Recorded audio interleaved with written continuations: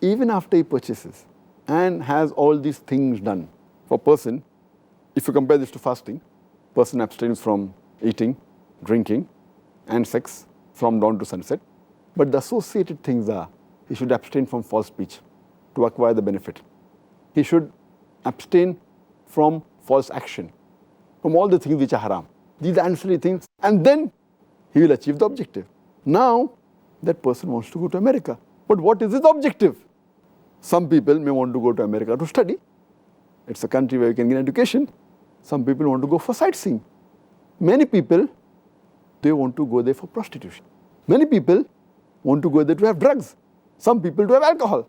Some people go there for homosexuality, because America is a country where homosexuality is legal. So what is the purpose that you want to go there? Some people want to go to America to gamble. So one thing is to go to America, what is your objective?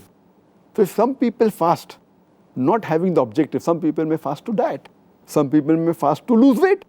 So then they will not achieve all these objectives of taqwa, paradise, forgiveness of sins. They are fasting, they are abstaining from food and drink, but the objective is losing weight.